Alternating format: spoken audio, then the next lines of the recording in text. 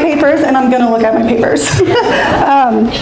But I really appreciate you introducing me, and I am so excited to be in this room. And after hearing Mindy just talk, I think she and I wrote our speeches together.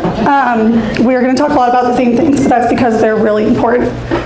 The first thing that I'm going to tell you is that I tried really hard to make sure that I'm being really intentional when I talk to everybody today, and I'm going to be really vulnerable. So if I cry, that's just me. But I want you all to be vulnerable with me too. And I'm going to ask a really easy question to start. Who wants to be successful? Yeah, that's what I thought. Now, who is absolutely fucking scared of being successful? Yeah. And everything that comes with it. Thank you. Now I know who's being vulnerable too. We don't get there by accident, and we don't get there alone. We're not supposed to do it alone. I've got amazing girls over here, 5 of them that flew across the country with me. You're not supposed to do it alone. And when you think about women, we're unbreakable, we're unshakable. When you put all of us in a room together, if you have a war tribe of women running in the same direction, the world better watch out, because they can't stop us. So don't do it alone, and be in your community. Now, Shireen shared a little bit about me. And we started by sharing this because, again, I'm going to be vulnerable with you. But because sharing a little bit about myself allows us to connect on a deeper level than if I was just up here saying a bunch of stuff about how cool it is to be in real estate. Being honest and transparent allows you to build better relationships, and every single person in business is building strong relationships. That's literally the only thing we're supposed to do. In my opinion, when you're able to give someone space where they feel appreciated and where they feel supported and they feel seen, they feel safe, and they will be open with you, and then you can really build something special together. Yes, about 10 years ago, I was a junior, and I ultimately decided that I knew I needed to leave. I'm not going to sugarcoat it. I was the worst version of myself. I basically was a disaster, just floating through, merely existing. I had friends try to talk me out of leaving. My parents obviously were less than impressed and reminded me how much money had been spent. But I knew that this was not right, and I didn't know where I was going. I had no vision for what my future was, but wherever I was, it wasn't good. That was the hardest decision I ever made. It was the best one I ever made. Of course, I don't know if anybody here has FOMO. I do. Yeah, okay, well my FOMO was at an all-time high, and I knew by leaving the weekend parties, I'm out. So I was struggling to walk away from that.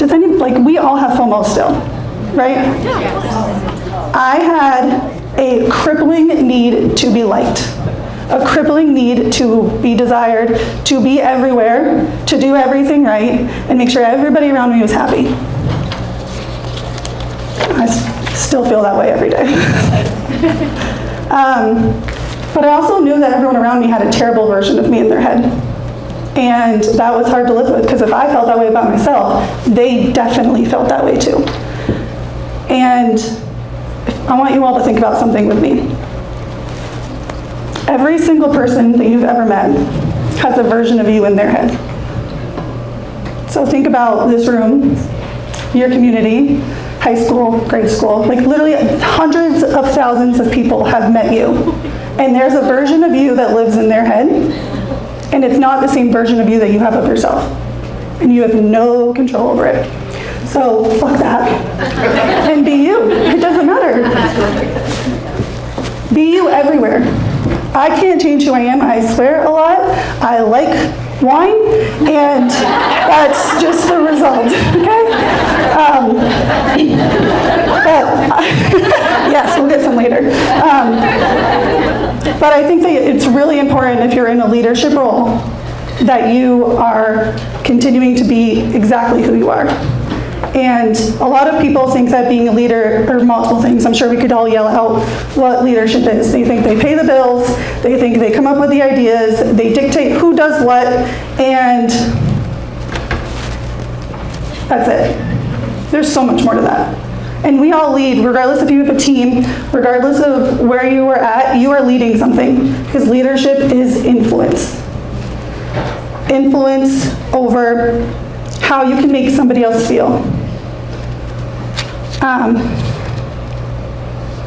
It's one person's ability to empower. I mean, think about how empowering yesterday was, how empowering the last two women were. Like, that's influence over this room. We all are likely and unknowingly influencing people around us every day, and that's really important. Do you know what else is influencing you? Or do you know what's influencing you? And do you know what you're influencing other people to do? How are you making other people around you feel? I constantly am terrified of how I'm making somebody else feel. How I'm making you feel right now. Like, is this good? Great. Yes.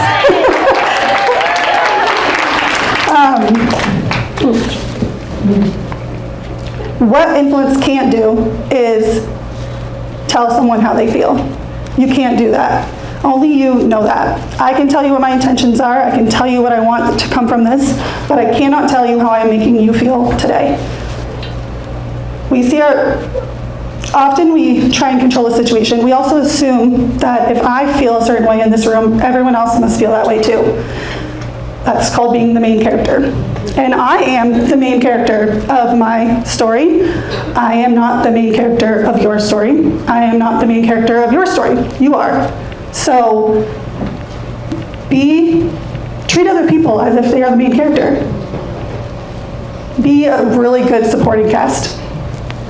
But until we all start recognizing that we are only the main character here, take your time. I mean, you're allowed to be a main character once in a while, but acknowledge when it's somebody else's turn too. We all keep forgetting to change the slides. But leadership is influence.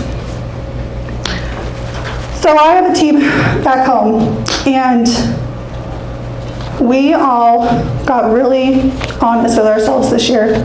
I kept saying our word this year is going to be culture. We're going to really focus on what our culture is. We're going to know who we are, what matters to us, what we value. I hope everyone took a picture of Whitney's slides yesterday, because I had all those words up there. We went over every single one, and we put it together. We also decided that having a team agreement, this is what the splits are, this is how it works, that's not what it's about. It's about a commitment. We're committed to each other. We're committed to what we're doing together. We're committed to what we're building together. So now, when I talk to women because we definitely are obviously a little bit more drawn to women, but if I talk to someone who's interested in being on our team, the first thing I send them is this. This is who we are. This is what we stand for. And if you want to be part of this magical thing that we know we've built, you have to be on board with this first. And I want you to go home after this, and I want you to ask yourselves those questions too. What culture do you have? How do you make people feel? What do you value? And do the people around you feel the same way? Do they respect it and embody it every day? Don't be distracted about the destination. It's not about the destination. We heard multiple times yesterday, you're going to reach your goals, and then you're going to set a million new goals, because that was just one part of your story. So forget about the destination. It's important. It's not the most important thing. It's a journey, and whoever's on the journey with you is ultimately impacting your entire experience.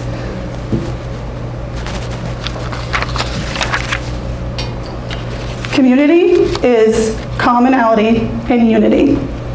It's knowing that you are united with the right people, big and small, beyond the one you live in, beyond your office. Those are important too.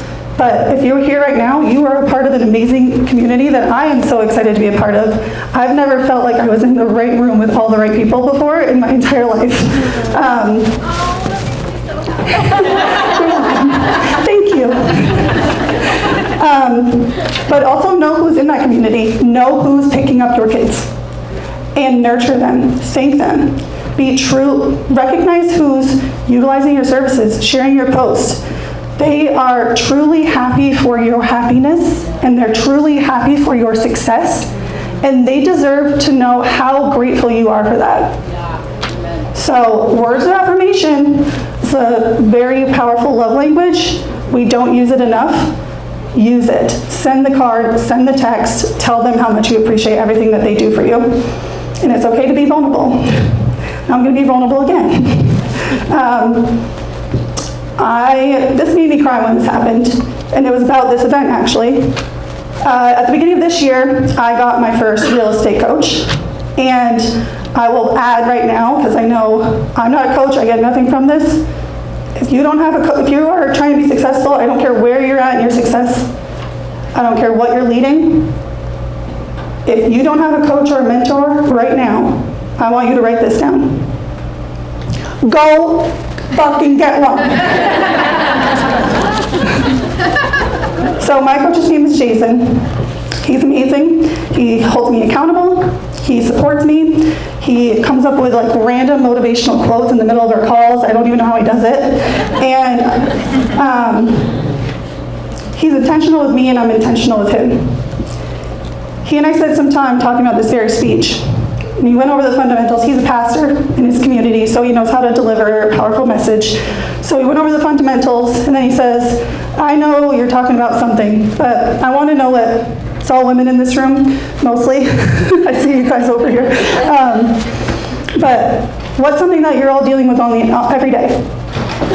What is weighing on you? What's the women in the back of the room that didn't think that they were going to make it here? What is weighing on you? What are you guys all worried about? You worried about not reaching your goals, not doing all the things you're supposed to do that day? Or are you fearful of success? I lost it. Those words spoke to something I was feeling. We carry a lot.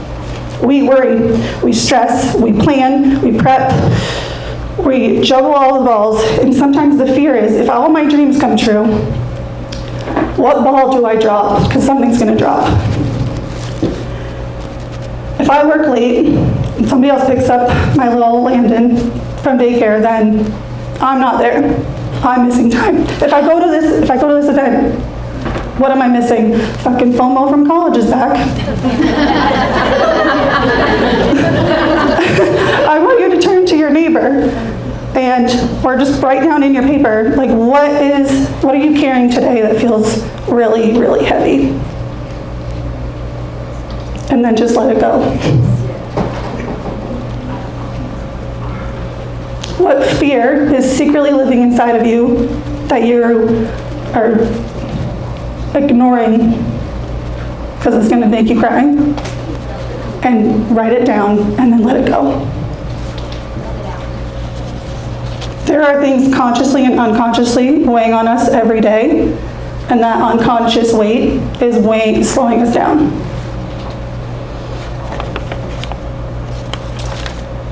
I've said the words intentional so many times already in the last couple months in our team meetings, and I told my team already, I know culture was our word this year, my word next year is intentional. They're already sick of me saying that word. Like, I have said it so many times. But what being intentional is having empathy for people around you. It's having empathy for how you're making people feel. It's having a strong emotion to do what's right and what's good for the situation in all aspects of your life. And in your community, you should care about what the people you care about. What matters to me might not matter to them, but today what matters to them matters to me. And my whole team is here because something mattered to me. When you're intentional with all aspects of your life, you are living a life of purpose on purpose. So I'm going to add one more thing. This is why it's even funnier, Mindy. I think 3 points you brought up were like literally the books I brought up. Phil Jones has many books. He came out with another one that says The Work Before the Work. Download, listen to his books. He is amazing. I heard him speak once. He's amazing in all aspects of the word. But know what to say is learning how to communicate effectively with those around you. And if you can't communicate with people, what are you doing? The last one is, I love it here. This book was really powerful in leadership for me, and it broke down the different aspects of leadership and what it really means and the power you have as a leader. Good leadership involves empathy. And who, not how, is knowing what you're good at, what you're not good at, and finding someone to do the things you're not good at. Get the cleaning lady to do the toilets. It's worth it.